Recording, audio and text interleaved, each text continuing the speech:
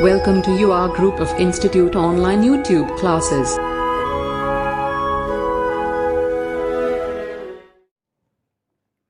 Good morning students, स्वागत है आप सभी का ऑनलाइन व्हाट्सएप क्लासेस में। मैं अंकित सोनी आज आपके सामने लेकर आया हूँ क्लास 11th अकाउंट्स सब्जेक्ट के सेकेंड चैप्टर के कुछ इम्पोर्टेंट क्वेश्चंस। ठीक है स्टूडेंट्स, सेकेंड चैप्टर का नाम है आपका fundamental accounting assumptions, accounting principles and accounting standards. चलो तो इसके बारे में हम डिटेल में बात करते हैं। Let's start. सबसे पहले आज हम बात करने वाले हैं सेकेंड चैप्टर का सबसे first topic, meaning of accounting principles. Principle मतलब सीधी बात है कि उससे कुछ रिलेटेड कुछ प्रिंसिपल मतलब उससे कुछ सिद्धांत की बात की गई है। जैसे अपने जीवन में भी अपने कुछ सिद्धांत होते हैं जिनको हमको फॉलो करना पड़ता है, उसका पालन करना पड़ता है। उसी प्रकार अकाउंट्स में भी कुछ प्रिंसिपल्स बनाए गए हैं जो हर अकाउंटेंट को फॉलो करना पड़ते हैं। ठीक है, तो अपन स्टार्ट करते हैं। Accounting principle are the general rules and guideline. Accounting principle क्या है? जनरल रूल्स है, नियम है और गाइडलाइन है that company are required to follow, जो कि हर कंपनी को फॉलो करना पड़ता है when reporting all account and financial data. By accounting principle we mean principle which provide proper guidance for recording financial transactions. This principle include those schemes or plan which explain the process used in recording transaction and preparing financial account, financial statements, है ना। मतलब ये सारे वो principal जो कि guideline बताते हैं कि हमको किस टाइप से, किस तरीके से ट्रांजैक्शन को बुक्स ऑफ अकाउंट में रिकॉर्ड करना है। मतलब हम जो एक तरीका बताया गया है कि आपको अकाउंट को एक यूनिवर्सल तरीके से रिकॉर्ड करना है, जिससे मतलब इंडिया ही नहीं, ये यूनिवर्सली एप्लीकेबल है। मतलब आज यहाँ का अकाउंटेंट अगर कोई अकाउंट रखेगा तो बाहर का भी उसको आसानी से समझ सके, इसलिए हमको अकाउंटिंग प्रिंसिपल को फॉलो करना पड़ता है। ओके स्टूडेंट्स, तो अब अपन इसकी बात करते हैं आगे। ठीक है, अकाउंटिंग बेसिक अकाउंटिंग एजम्पशंस कितने टाइप के हैं? तो बहुत सारे टाइप है इस बुक्स में, अपन धीरे धीरे कवर करेंगे। ठीक है, ये एक चार्ट मैंने आपके सामने बताया है जिसमें बताया गया है going concern assumption, monetary assumption, disclosure assumption, consistency assumption. ठीक है, इसके बारे में अपन डिटेल में बात करते हैं। ओके, सबसे पहला आया आपके पास अकाउंटिंग एंटिटी एजम्पशन। तो क्या है? According to this assumption the proprietor of an enterprise is always considered to be separate and distinct from the business conducted by him. मतलब जो प्रोप्राइटर है, प्रोप्राइटर मतलब आपको बता दूं, प्रोप्राइटर मतलब बिजनेसमैन ही प्रोप्राइटर होता है। मतलब व्यापारी को ही हम प्रोप्राइटर कहते हैं। प्रोप्राइटर और बिजनेस दोनों एक दूसरे से अलग अलग हैं। ठीक है, अलग अलग हो गए। तो अब अपन क्या कर रहे हैं? बिजनेस कर रहे हैं। तो हम जो अकाउंट मेंटेन करेंगे वो बिजनेस के पॉइंट ऑफ व्यू से करेंगे कि बिजनेसमैन के पॉइंट ऑफ व्यू से करेंगे? हम जो अकाउंट मेंटेन कर रहे हैं वो हम बिजनेस के पॉइंट ऑफ व्यू से मेंटेन कर रहे हैं। It is regarded the business as being an entity और बॉडी सेपरेट फ्रॉम ऑनर। मतलब बिजनेस क्या है? ऑनर से अलग है। As accountant we record the transaction from the view point of the business. As a accountant अपन किस view से मेंटेन करेंगे? बिजनेस के पॉइंट से। And treat the owner as outsider. और जो ओनर है, जो प्रोप्राइटर है, उसको अपन क्या मानेंगे? आउटसाइडर मानेंगे। आउटसाइडर मतलब क्रेडिटर मानेंगे कि इससे उधार लेके हम एक बिजनेस स्टार्ट किया है, तो बिजनेस बाद में जब भी पैसा आएगा उस ओनर को वापस दे सके। Thus the business is accounting entity. We keep the book of business not of owner. हम ओनर की बुक मेंटेन नहीं करते, हम बिजनेस की बुक मेंटेन करते हैं। The accounting entity may not always be the same as legal entity. For example the body which the law recognise as being responsible for डेप्ट and action of business. Okay, समझ में आया ना? मतलब in short अगर अपन बात करें accounting entity assumption की, तो इसके अनुसार क्या होता है? बिजनेस और बिजनेसमैन दोनों अलग अलग हैं। हम जो मेंटेन कर रहे हैं अकाउंट्स वो बिजनेस के पॉइंट ऑफ व्यू से कर रहे हैं, ना कि बिजनेसमैन के पॉइंट ऑफ व्यू से। ठीक है। Next is monetary assumption. इसको अपन एजम्पशन ऑफ मनी मेजरमेंट भी कहते हैं। ठीक है स्टूडेंट। तो it assume that all transaction are recorded in common monetary unit in use. मतलब सारी ट्रांजेक्शन जो बिजनेस में हो रही है, जो मॉनेटरी ट्रांजेक्शन हो रही है, उसी को अपन रिकॉर्ड करें। For example in dollar and cents the transaction that can not quantified in the financial term are not recorded in the main record. मतलब जो ट्रांजेक्शन मॉनेटरी वैल्यू में नहीं है, क्वालिटी वैल्यू में, मतलब रुपए की वैल्यू नहीं है उसकी, उसकी वैल्यू अलग है, तो उसको रिकॉर्ड नहीं करेंगे।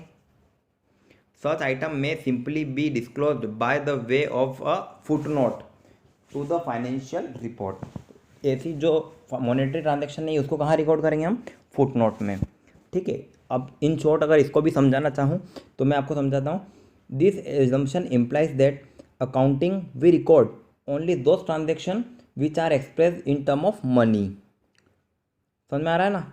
मतलब जो ट्रांजेक्शन मनी में हो रही है वो ही हम in the books of account record करें, नॉन मॉनेटरी ट्रांजेक्शन को रिकॉर्ड नहीं करेंगे। एक एग्जांपल से समझते हैं। देखो हम, जैसे एक एग्जांपल, एक बिजनेस के पास 10,000 रुपीज़ का कैश बैलेंस है। समझना पूरी बात। कितना बैलेंस? 10,000। ये तो रुपए में पता चल रहा है कि बिजनेस के पास 10,000 रुपीज़ है। फिर मैं बता रहा हूँ कि उसके पास 20 रूम की एक बिल्डिंग है। अब इसको कैसे रिकॉर्ड करेंगे?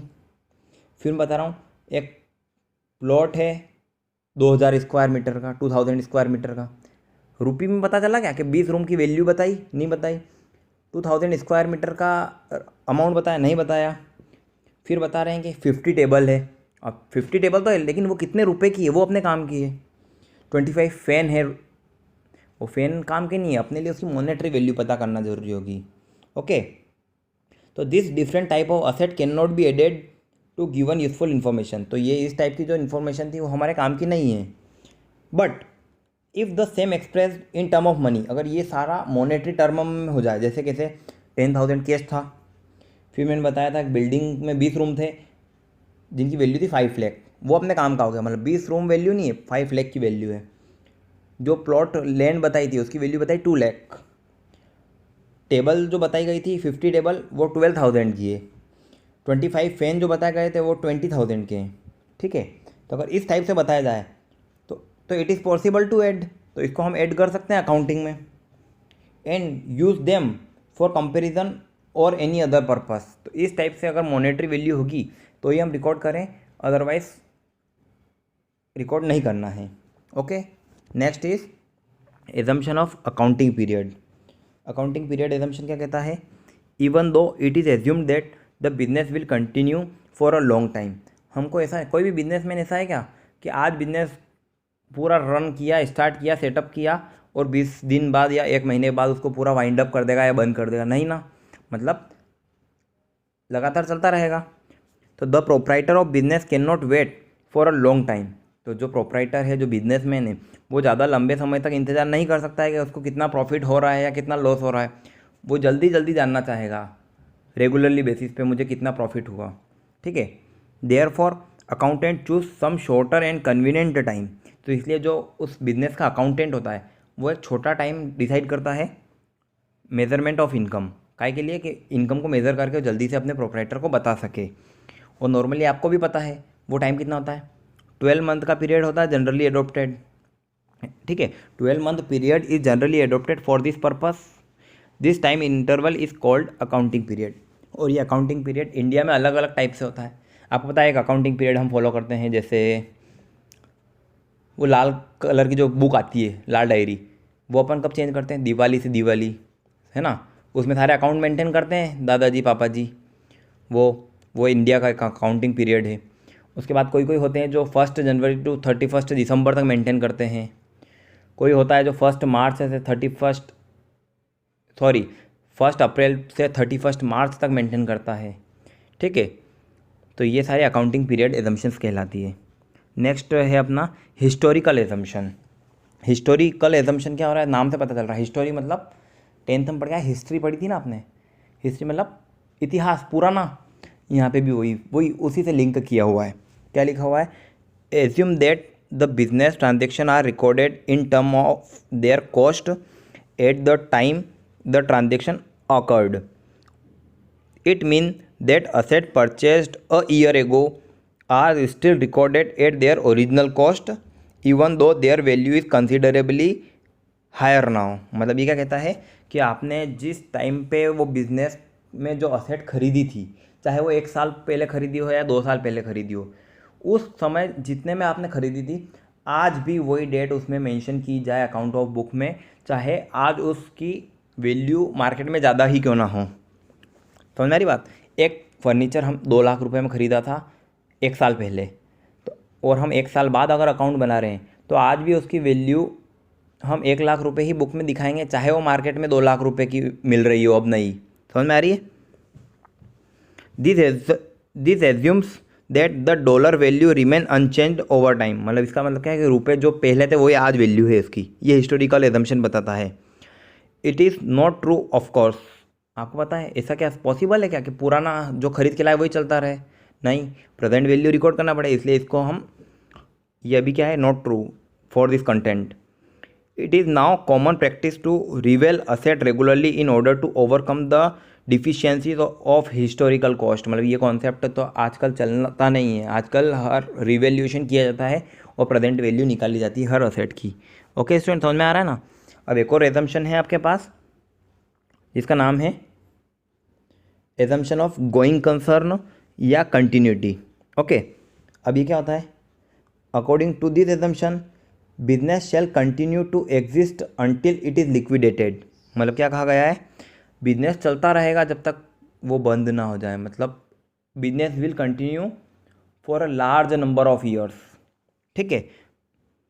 It assume that the business is going to continue its operation indefinitely and is not likely to be liquidated in the foreseeable future। मतलब भविष्य में कभी बंद नहीं होगा हमारा बिजनेस, ऐसा पॉइंट ऑफ व्यू करके हमको हमारे बिजनेस को लार्ज नंबर ऑफ ईयर तक अकाउंट को मेंटेन करता होता है। ठीक है, समझ में आया ना। ओके स्टूडेंट्स, तो आज हमने 5 एजम्पशंस बेसिक कंप्लीट की है। इसके अलावा भी बहुत सारी बची हुई है जिसको हम अगली क्लास में समझेंगे। तब तक के लिए आप इनको तैयार कर लीजिएगा, और किसी भी एजम्पशंस में आपको कोई भी प्रॉब्लम है तो आप या तो मुझे पर्सनली कांटेक्ट करके बताएं या कमेंट बॉक्स में कमेंट करके भी आप मुझे अपनी प्रॉब्लम्स बता सकते हैं। ठीक है स्टूडेंट, तो ऑनलाइन क्लासेस आज हम यहीं पे स्टॉप करते हैं, और तब तक आप घर पे रहें, अच्छे से पढ़ाई करें, और मतलब घर से बाहर ना निकलें। अति आवश्यक कार्य हो तो ही बाहर जाना है और कोरोना को हराना है। ओके स्टूडेंट्स, नेक्स्ट क्लास में फिर मिलते हैं, तब तक के लिए बाय बाय।